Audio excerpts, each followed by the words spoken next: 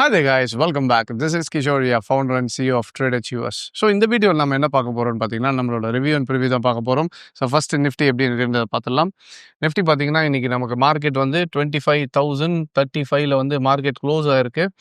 And இது நம்ம ஏற்கனவே பார்த்த மாதிரி தான் மார்க்கெட் என்ன பார்த்துருந்தோம்னா மார்க்கெட் வந்து ஒரு ட்ரையாங்கிள் ஃபார்மேஷன் ஆகிட்டு இருந்துச்சு. ஸோ மார்க்கெட் வந்து அதை பிரேக் ஆகிடுச்சுன்னா நெக்ஸ்ட்டு வந்து 25,000 அந்த அடுத்த லெவல்ஸ் போகுன்றதை நம்ம பார்த்துருந்தோம். அண்ட் லாஸ்ட் வீடியோவில் நம்ம என்ன சொல்லியிருந்தோம்னா மார்க்கெட் இப்போ ஏறினதுக்கு கண்டிப்பாக ஒரு கரெக்ஷன் வரும். அந்த கரெக்ஷன் எங்கே வரும்னா இது வந்து ரெசிஸ்டன்ஸாக ஆக்ட் பண்ணனாலும் நெக்ஸ்ட்டு திருப்பி வந்து இந்த ரெசிஸ்டன்ஸாக ஆக்ட் பண்ணது வந்து இந்த இடத்துல சப்போர்ட்டை ஆக்ட் பண்ணும். ஸோ இந்த சப்போர்ட் எடுத்துகிட்டு மார்க்கெட் மறுபடியும் திரும்ப போச்சுன்னா 25 பிரேக் ஆச்சுன்னா மறுபடியும் புது உச்சத்துக்கு அடுத்த ரெசிஸ்டன்ஸை நோக்கி போகும்னு நம்ம சொல்லியிருந்தோம். ஸோ இது வந்து நம்ம என்ன பண்ணியிருந்தோம்னா ஒரு டெக்னிக்கலாக இதுக்கு முன்னாடி ஹிஸ்டாரிக்கல் சார்ட்டில் இப்படி தான் நடந்திருக்கு. ஸோ ஆட்டோமேட்டிக்காக ஒரு ட்ரையாங்கிள் பேட்டர்ன் ரெசிஸ்டன்ஸுக்கு ஒரு சப்ளை ஜோனுக்கு மேலே வந்து பிரேக் ஆகுது, இன்ஸ்டிடியூஷன் உள்ளே வராங்க அப்படின்ற பட்சத்தில் இந்த மாதிரி சர்டன் பேட்டர்ன்ஸ் எல்லாம் ஃபார்ம் ஆகும். இது நம்மளோட அட்வான்ஸ் கோர்ஸ்லேயே நம்ம ரெகுலராக சொல்லிக் கொடுக்குற ஒரு விஷயம் தான். இப்போ எலியட் வேவ் ஃபார்ம் ஆச்சுன்னா அந்த எலியட் வேவ் ஃபார்ம் ஆகி முடிச்சிட்ட பிறகு என்ன மாதிரி பேட்டர்ன் ஃபார்ம் ஆகும். இப்போ ஒரு சப்போர்ட் ரெசிஸ்டன்ஸ் இருக்கிறோம்னா சப்போர்ட் ரெசிஸ்டன்ஸ் உடைச்சிட்ட பிறகு இந்த பேட்டர்ன் ஃபார்ம் ஆகுதுன்னா இது எந்த பக்கம் பிரேக் ஆகும், என்ன மாதிரி அதோட ஸ்ட்ரக்சர் இருக்குன்றது ஹிஸ்டாரிக்கலாக நம்ம எடுத்து அதை தான் நம்ம வந்து ப்ராப்பராக அனலைஸ் பண்ணுறது. ஸோ அப்போ அனலைஸ் பண்ணும்போது அதே பேட்டர்ன் வந்து ஹிஸ்ட்ரி ரிப்பீட்ஸ் இட்ஸஸ்ன்னு சொல்லுவோம் பார்த்தீங்களா, அதே மாதிரி மறுபடியும் மார்க்கெட் வந்து அதே பேட்டர்ன் வந்து வரலாம்ன்றது தான் நம்ம ப்ரெடிக்ஷனாக சொல்லியிருந்தோம். ஸோ அதே மாதிரி எக்ஸாக்டாக மார்க்கெட் வந்துட்டு இப்போ திரும்பி இருக்கு. இது மேபி நிறைய பேருக்கு புரியலைன்னா நான் அந்த வீடியோ காட்டுறேன், நீங்கள் பாருங்கள். இப்போ பிரேக் ஆனதுக்கு மோஸ்ட் ப்ராபப்ளி ஒரு வேலை கீழே வந்துச்சுன்னா திருப்பி நமக்கு இந்த 24,400 to 600 வந்து மறுபடியும் சப்போர்ட் ஆக்ட் பண்ணும். ஸோ இங்கே சப்போர்ட் எடுத்துகிட்டு மறுபடியும் மார்க்கெட் என்ன ஆகும், உங்களுக்கு இந்த இடத்துல இருந்து ரிவர்ஸ் ஆகி அகெயின் 25,200 அதை பிரேக் ஆச்சுன்னா நெக்ஸ்ட் ரெசிஸ்டன்ஸ் 26,000 ரேஞ்ச் வரைக்கும் போகிறதுக்கான பாசிபிலிட்டிஸ் ஆகுது. ஸோ இது நிஃப்டிக்கான ரிவ்யூ. ஸோ இப்போ பார்த்தோன்னே கிளியராக இருக்கா. ஸோ நம்ம இதை தான் ப்ரெடிக்ட் பண்ணியிருந்தோம், மார்க்கெட் கீழே வந்துட்டு மேலே போகணும். இப்போ எக்ஸாக்டாக நம்ம எக்ஸ்பெக்ட் பண்ண மாதிரியே மார்க்கெட் கீழே சப்போர்ட் எடுத்துகிட்டு போயிடுச்சு. இப்போ அடுத்த லெவல்ஸ் இங்கேருந்து எங்கே மூவ் ஆகலாம் அப்படின்றது பார்த்தீங்கன்னா இது மார்க்கெட் வந்து கரெக்டாக எக்ஸாக்டாக 50% ரீட்ரேஸ்மெண்ட் கொடுத்துருக்கு. So most probably so market வந்து ஃபஸ்ட்டு இந்த 25,200 தென் 25,600 அண்ட் ஃபைனலி 26,000 அரௌண்ட் 200.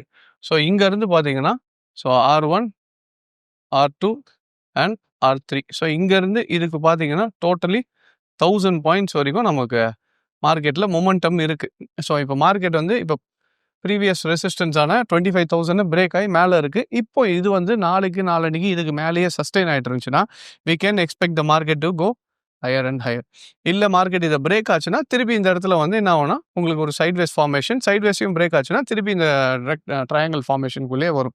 ஸோ இப்போதைக்கு மார்க்கெட் ஒரு கரெக்ஷன் ஃபேஸை முடிச்சுட்டு இப்போ தான் அதோட ஒரிஜினல் ட்ரெண்ட் ஃபேஸ். இப்போ என்னென்னா ஒரு மார்க்கெட் இப்படி போகுதுன்னா இது கீழே வர்றது பேர், இந்த இடத்துக்கு பேர் நம்ம கரெக்ஷன்னு சொல்லுவோம், இதை வந்து ட்ரெண்டுன்னு சொல்லுவோம். இப்போ மார்க்கெட் வந்து இந்த 26லேருந்து 22 வந்துச்சு பார்த்தீங்களா, இதை வந்து கரெக்ஷன் ஃபேஸ்ன்னு சொல்லுவோம். இப்போ இந்த கரெக்ஷன் ஃபேஸ் முடிச்சுட்டு மறுபடியும் மார்க்கெட் என்ன ஆகும்னு பார்த்தீங்கன்னா ஒரு ட்ரெண்டிங் ஃபேஸுக்கு ஸ்டார்ட் ஆகும். ஸோ இப்போ அந்த ரேஞ்சுக்குள்ளே தான் போயிருக்கும். ஸோ ட்ரெண்டிங் ஃபேஸஸ் அகோன ஸ்டார்ட்.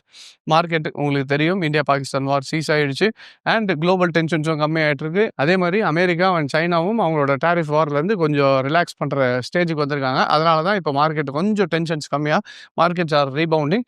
ஸோ மோஸ்ட் ப்ராபப்ளி அடுத்து எது போயிடுச்சுன்னா நமக்கு கீழே வந்த ஸ்டாக்ஸ்லாம் கூடமே மேலே ஏறதுக்கான ஹை பாசிபிலிட்டிஸ் ஆர் தேர். இதனால தான் ரெகுலராகவே சொல்லிட்டு இருந்தேன் ஸ்டாக்ஸை வித்துறாதீங்க. ஏன்னா லாங் டேர்மில் இது கரெக்ஷன் தான், கிராஷ் கிடையாது. கரெக்ஷனில் ஹோல்ட் பண்ணலன்னா டோட்டல் வாங்கினதுக்கான யூஸே இல்லாமல் போயிடும். ஸோ இதுதான் வந்து நம்ம ஏன் ஹோல்ட் பண்ணணும் அப்படின்றதுக்கான ஒரு முக்கியமான ரீசனு. டெக்னிக்கல் தெரியும் போது நமக்கு இதை புரிஞ்சுக்கிட்டு பண்ணணும்.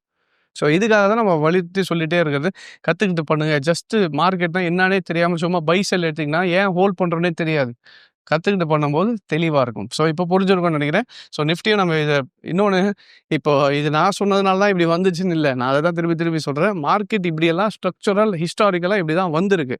அப்போது மோஸ்ட் ப்ராபப்ளி ஒரு 70% to 80% அதே பேட்டர்ன் தான் மார்க்கெட் திருப்ப ரிப்பீட்டட் ஸ்ட்ரக்சராக ஃபார்ம் ஆகிட்டே இருக்கும். அந்த ஸ்ட்ரக்சரை ஃபார்ம் ஆகும்போது இதெல்லாம் ப்ராக்டிக்கலி வரலாம்ன்றது ப்ரெடிக்ஷன் இருந்துச்சுன்னா அப்போ அது வரும்போது நம்மளோட சினாரியோவுக்கு மேட்ச் ஆச்சுன்னா we can take trades and execute our trades and make profits and come out of the market.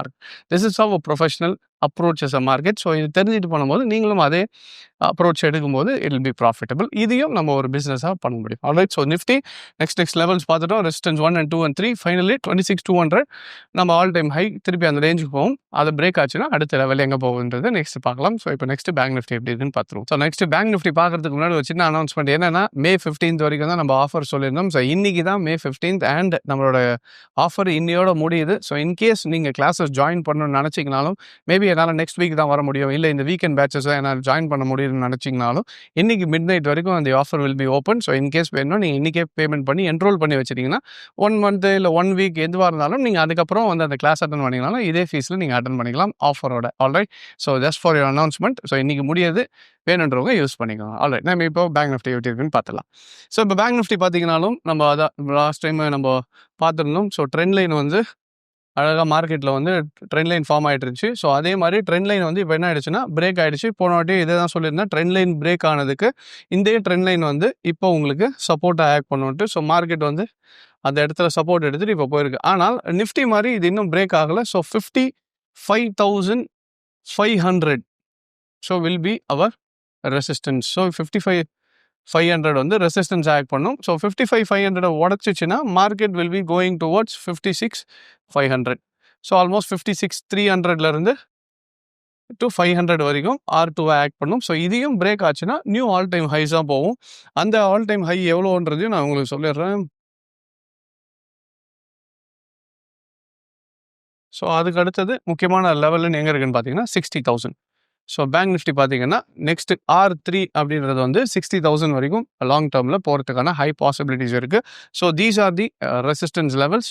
But இருந்தாலும் ஒன்று புரிஞ்சுக்கோங்க, இது எல்லாமே நான் திருப்பியும் சொல்கிறேன், டெக்னிக்கல் ஒர்க் ஆகுன்றதை ப்ரூவ் பண்ணுறதுக்காக தான் ரிவ்யூ கொடுக்குறமே தவிர இதையே கால்ஸாக பேஸ் பண்ணி பையோ செல்லோ பண்ணாதீங்க. உங்களோட ஃபினான்ஷியல் அட்வைசரை கேட்டுட்டு உங்களோட டெக்னிக்கல்ஸ் யூஸ் பண்ணிவிட்டு அதுக்கப்புறம் ட்ரேட் பண்ணுங்கள். இன்கேஸ் இது எதுவுமே தெரியலன்ற பட்சத்தில் தெரிஞ்சுக்கணும்னு நினச்சிங்கனாலும் எங்களோட கிளாஸஸில் ஜாயின் பண்ணி நீங்கள் கற்றுக்கணும்னு நினச்சிங்கனாலும் உங்களுக்கு ஸ்டெப் பை ஸ்டெப்பாக எங்களோட ட்ரெயினர்ஸ் நானும் உங்களுக்கு ரிவ்யூவில் வந்துட்டு ஃபுல்லாகவே கிளாஸஸில் வரும். ஸோ இன்கேஸ் அதை பற்றி டீட்டெயில்ஸ் வேணும்னா எங்கள் நம்பருக்கு கால் பண்ணி கேட்டிங்கன்னா they'll give you all the details. Alright. So இதுதான் இப்போ நிஃப்டி அண்ட் பேங்க் நிஃப்டியான நிலவரம். ஸோ வரக்கூடிய வீக்கில் எப்படி இருக்குன்றதை நம்ம பொறுத்து இருந்து பார்க்கலாம். I hope this video was useful and thank you very much for joining. Take care.